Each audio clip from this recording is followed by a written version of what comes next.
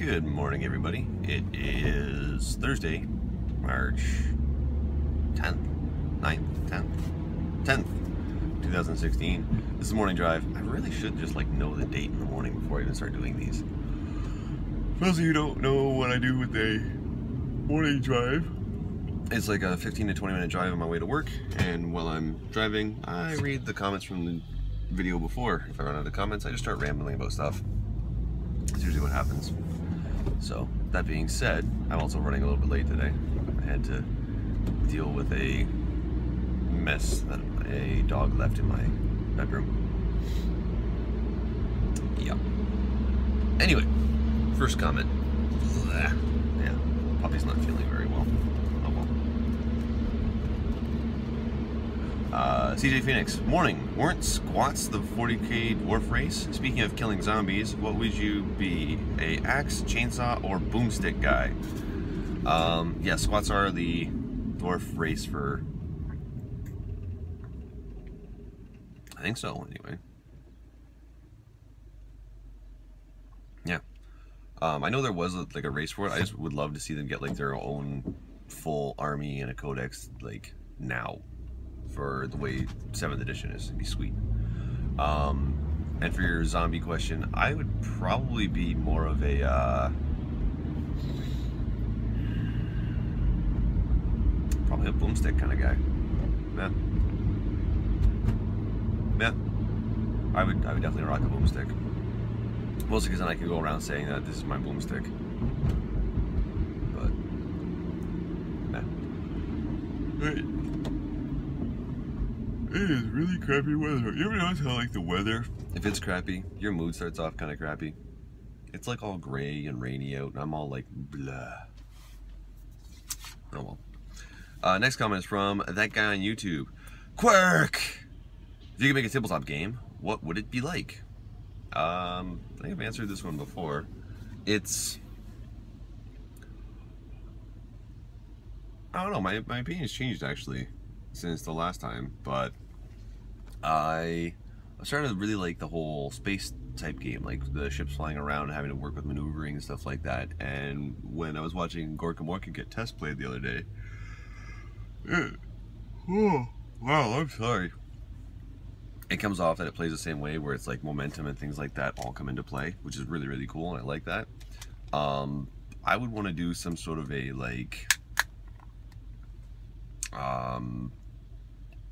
oh, it's gone. There's a video game, and it was all kinds of cars driving around, shooting at each other. And it was heavy metal or something like that. I don't remember. It's bugging me now.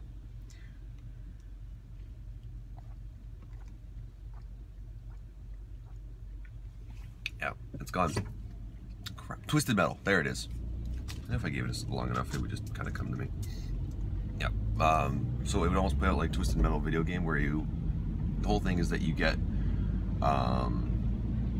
your car, you get your starting points value, and from that you can build whatever kind of vehicle you want. So if you wanted, you get a motorcycle, which would give you crazy amounts of benefits and save you a lot of cash. So you could have a motorcycle, and you could have something else, and you could have this and that. So the average army for somebody, if they had a major thing that they would do, would be 3 to 4 vehicles, and it would just be a demolition derby type thing. And you could totally turn that into a campaign type thing, where it's just oh, all these cars survived, but this car took a lot of damage, and now you need to pay to get the wheel repaired because it got torn apart, and you need to find another driver for your motorcycle because he got impaled on the whatever. So that'd be kind of cool. But yeah, I don't know, my opinion's changed depending on what's going on at work, because I get really excited about new stuff all the time. So alright. Next comment is from Holy Oni Link. Whoop. And I can't see a thing up the windshield. There we go. Holy Oni Link. I've absolutely love the Deathwatch campaign. Maybe do a reverse version and do Chaos, or maybe just a Path to Glory with orcs. Yeah, we did the Path to Glory with Chaos, and then right at the end there, Dave announced that he was going to be doing one with Orcs, and he's actually getting, I think his name is Mike Grove, to come down for a week, and he and Dave are gonna play a Orc Deathwatch, or not Deathwatch, Orc Path to Glory campaign, which is really, really exciting. So Dave's been busting out the rules for that so that it all transfers to Orcs properly. I cannot stop yawning. Ugh, I'm sorry, guys. Late night last night.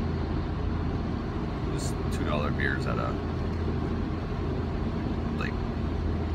brew house near my apartment. So, all right. Next up we have. Ooh, okay. It was Oni Link.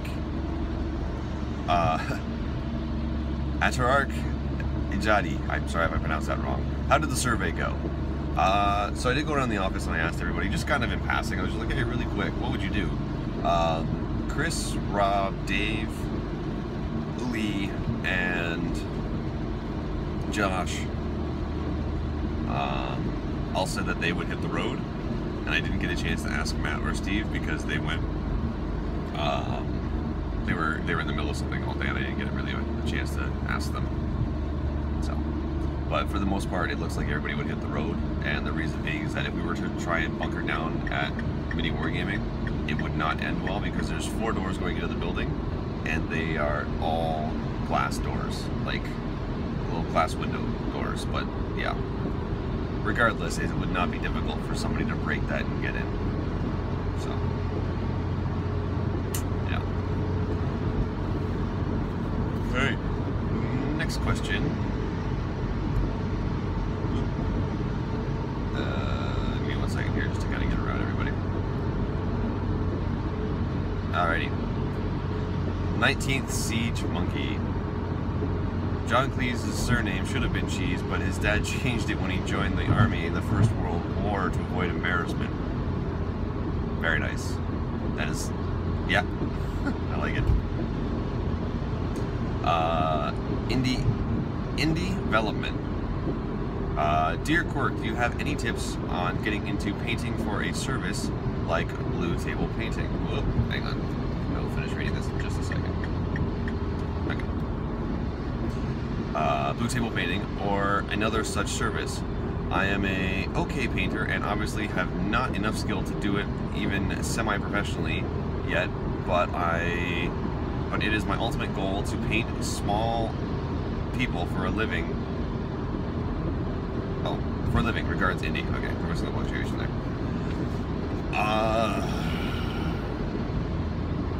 There's a lot of people who are trying to. There's a lot of people trying to become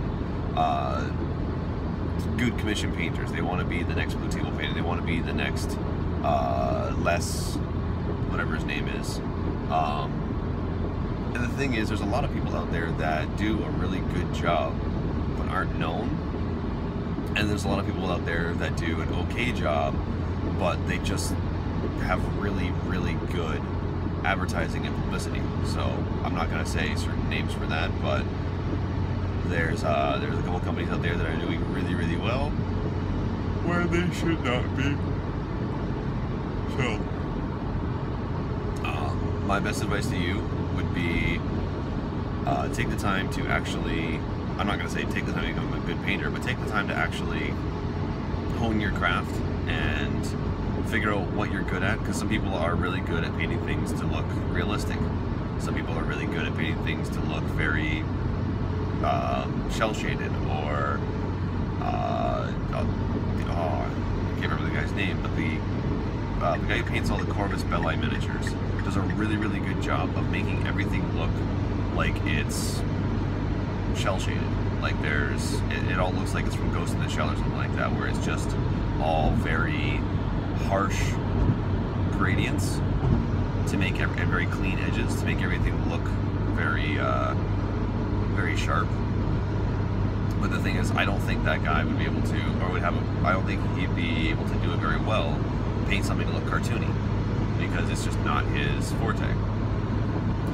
So, and the same thing kind of applies to painting commission studios. Like if you go and look at Awakened Realms or Den of Imagination, they have particular people in there that are actually, they specialize in a particular type of painting.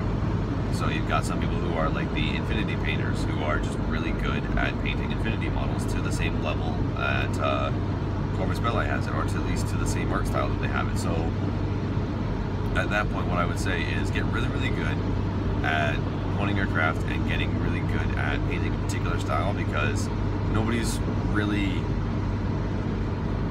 crazy good at painting every single style. Like, for example, Chris is really good at painting. That's hands down, no questions asked. But it takes him longer to paint something to a standard he's not used to than to do something that he's done a million times over. So, like for example, he has that gargoyle. That gargoyle took him, I think, the better part of a week to paint, whereas he can bust out like 4 shoulder pads in like one sitting.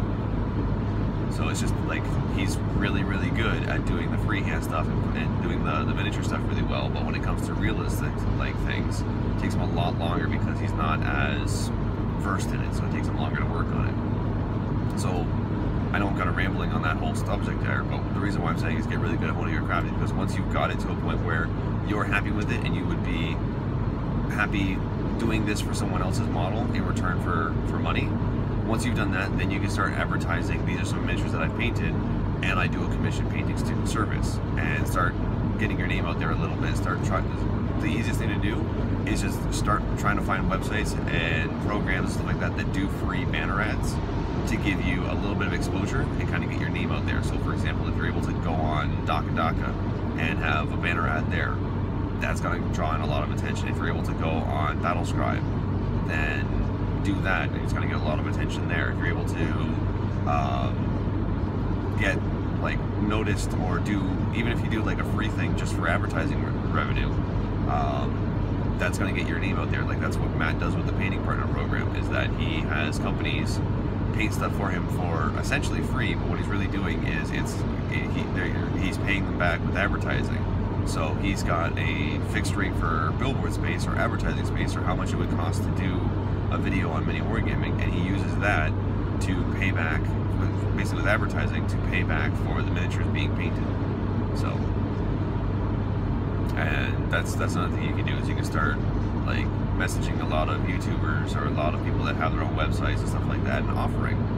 So if you notice somebody has, say for example, I'm not saying he does, but say for example, Owen, or Gaming with the Cooler, has some Infinity miniatures that you think you can make look better, and you can also be able to get them back to him in a reasonable time, there's no reason not to message him and say, hey, I will clean up those models for you and paint them to a higher standard if you do a showcase of them afterwards and like recommend my name and my information, just to get my name and information out there. So I feel like I'm like trying to do a business school thing here, but yeah. So that's my recommendation. Start off with, because that's what you said, is that you're an okay painter. Get to the point where you are comfortable with saying to somebody, I can do this for you, but I will want money in return. Not, I'm going to do this for you as a favor, or I'm going to do this for you because like I need practice. No, it's I'm a professional. This is how much it will cost, but I can do this for you, and this is the product that you will get at the end. And you can provide them miniatures, like you can show them miniatures that you've done prior, and that's pretty much all you need to do. But it's a lot of work. It is a lot of work, and I've heard it from tons and tons of people who start doing it on their own, and the first thing they try and do is, because commission painting is a very cutthroat market, I've noticed, but you'll notice very, very quickly that people start to undercut each other very, very quickly, where if it's like, oh, well, this one commission painter said that he'd paint my Dreadnought for $50, and the next, some other commission painter in the room happens to hear that and says, I'll do it for $40. And then another one says, well, I'll do it for exposure. And the last one says, I'll do it faster. So it's basically everybody's trying to get work, and at the end of the day, the person just wants the miniature painted. He doesn't care who paints it or what the reason is. So what you need to then do is be able to say, well, if somebody says, I'll do it for 50 bucks, I'll do it for 40, I'll do it for exposure. If you can turn around and say, I'll do it and it looks like this when it's done, and it's better than what everybody else can offer, there's a good chance that the person's going to go to you because they want their miniature to look good. So, yeah, I feel like I kind of went off on a tangent there, but that is my answer for you, sir. So, in development, I wish you the best of luck, and hopefully we'll see your company or you as an individual painter sometime in the future. Also, like, painting contests are always fun. If you can get a like an award or a golden demon or a crystal brush, something like that, that does not hurt at all. It's always good to be able to brag a little bit. Cody Asher, both Squats and Demiurge are 40k dwarves. Also, Quirk, do you know if Matt is doing Gorka Morka next or more traditional narrative campaign? I think he said he's doing it next. So, Lane Stanquist, I'm in Alberta, and to your yesterday's statement regarding bears, yes, there are tons of bears here in Alberta, and it's a real danger going virtually anywhere outside of major cities. Grizzlies are not even close to as dangerous as... hang on a second. Grizzlies... hang on a second, I did not even read that right. I just kind of started making it up as I went. I was like, please let this be right. Also, Lane, I have a bone to pick with you. I subscribed to Crave TV because I wanted to finish watching Leonard Kenny. I'm blaming you for that. I watched all 6 episodes. It was amazing. Worth it. Totally worth it. Alright. So I got a red light here.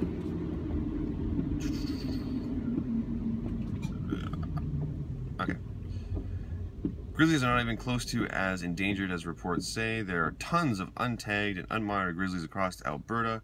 The fact is they stay endangered is a lie. I enjoy a lot when you tell Steve that Grey Knights are demon hunters. Please continue to do this and say it as was a fan request. It's wrong to say demons otherwise than demons, or I reversed that. All my Grey Knights are old metal models except for the new Paladins. Would you be willing to swear on your channel? Sometimes would I be willing to swear on my channel? Yeah, absolutely. Sometimes I think the mini wargaming staff needs to swear a bit to keep it from rear-ending that vehicle. To keep it real, just to let us know that you're real people and not just weirdos. Just drop a few... yeah, I'll say it, I don't even care. Shit, cunt, pussy, fucks, and every once in a while. Or maybe just in this video. There you go.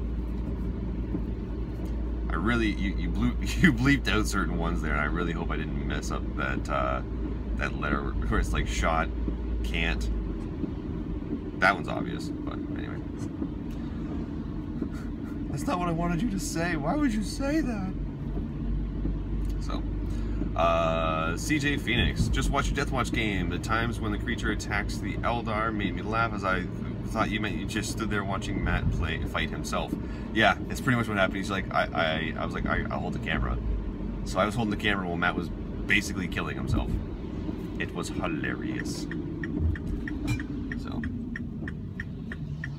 and last one I have here is from Thorium1986.